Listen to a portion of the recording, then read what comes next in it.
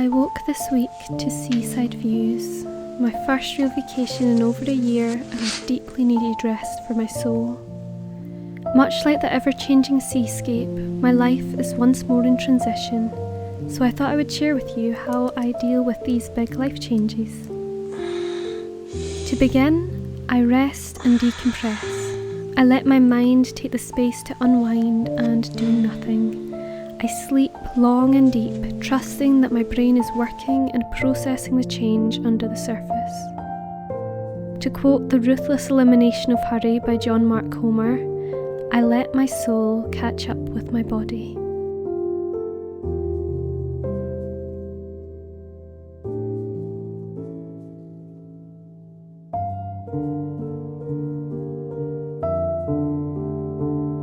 I don't know, I'm pretty cold.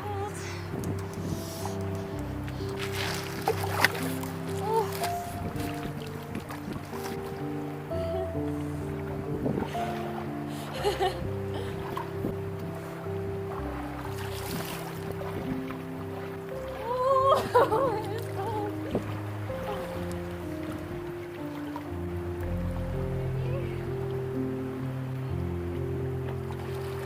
Oh.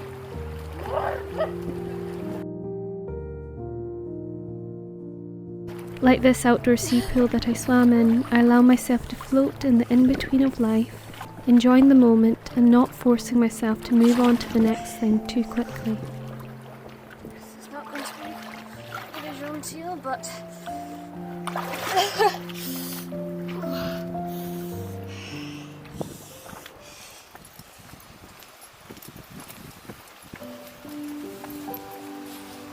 One of my favourite books, North and South by Elizabeth Gaskell, beautifully encompasses how I feel in such times.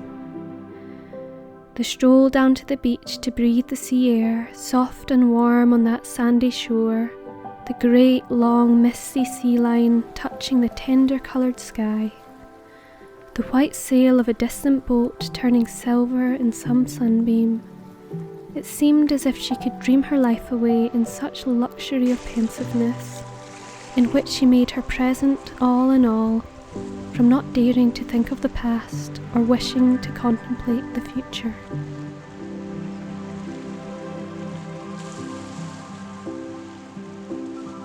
But the future must be met, however stern and iron it may be.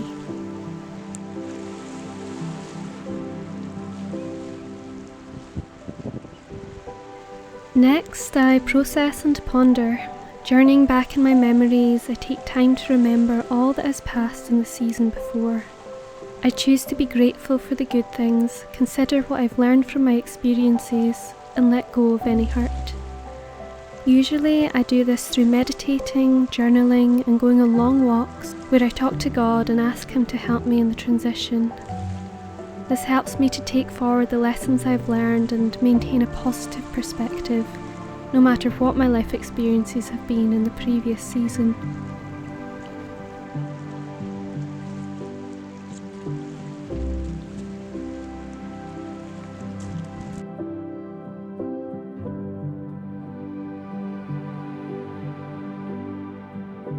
Personally, I find that being by the seaside is the perfect location to process big life changes. The vastness of the ocean gives me perspective of the smallness of my life in the grand scheme of things, reminding me that the things I worry about will one day be carried away, like the tide going out at close of day. The power and mystery of the ocean lends my heart to fear, yet whenever I see it, my soul also wells up with a tremendous sensation of beauty and peace. In the same way, I confess that I do often fear the future and all that God has planned in my life. Yet it gives me peace to be reminded of how small my life really is, as I am held safe in the palm of my Maker. I haven't always had the chance to tie up loose ends and give proper goodbyes in the past, so I make sure to take time to say farewell to the places I have spent time in and thank you to those I have spent time with.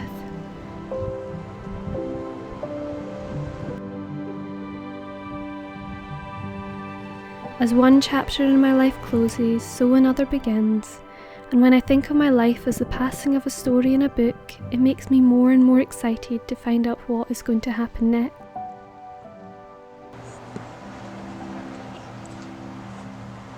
On a bug. Oh, I'm sorry.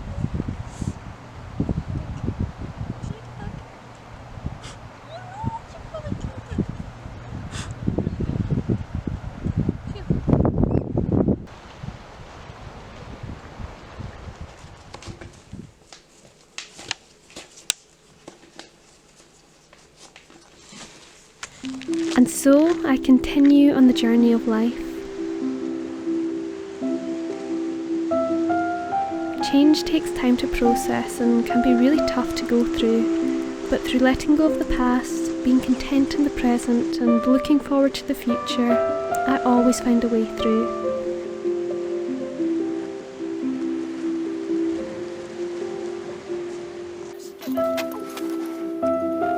There are often failures along the way, but knowing that I'm not alone helps me to keep going.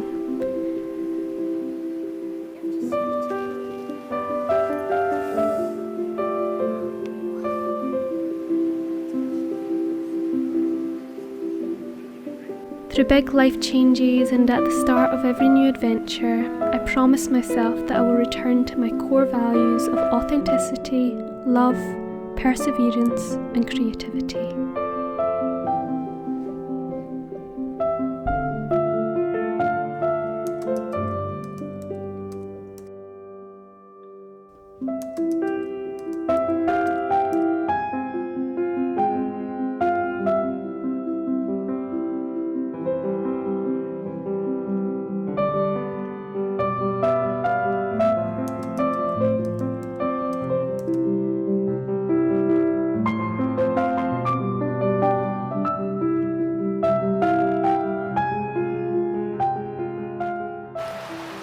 So we've been walking for nearly 2 hours. Is it more than 2 hours? I don't know. It's been a while in a way. We've not yet reached our destination, but we expect to by now. So we're hoping that we make it there soon. This may be our last entry.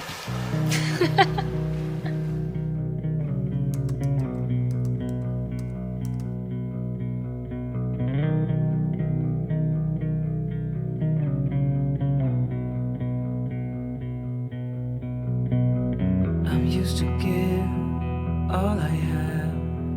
I'm used to get nothing back. Wherever I go, it's the same. There's no excuses, no one to blame. Sometimes I can't understand how it can be so hard to stay out of pain. But with you everything has changed, even though we both stay the same. Would you call me on the midnight train? Would you come over when nothing's right? Would you hold me tight in the rain, even as we're having a fight? Say Oh wow, that's pretty impressive. No, don't go any farther. How are you gonna get down? I'm used to give up 100 times. It's never been worth it, but now there is so much to say. This time it is different. Sometimes I can't understand how it can be so hard to stay out of pain. But with you everything has changed, even though we both stay the same. Would you call me on the midnight train? Would you come over when nothing's right?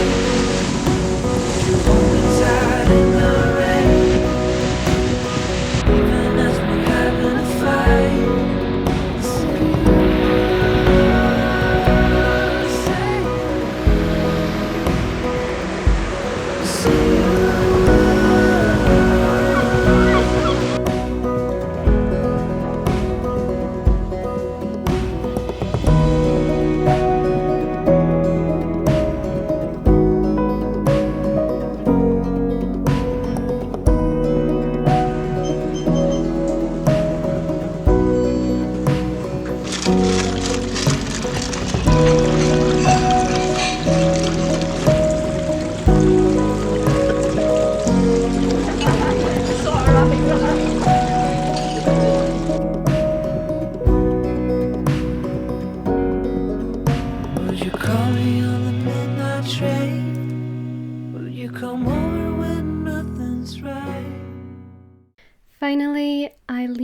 wholeheartedly into the future.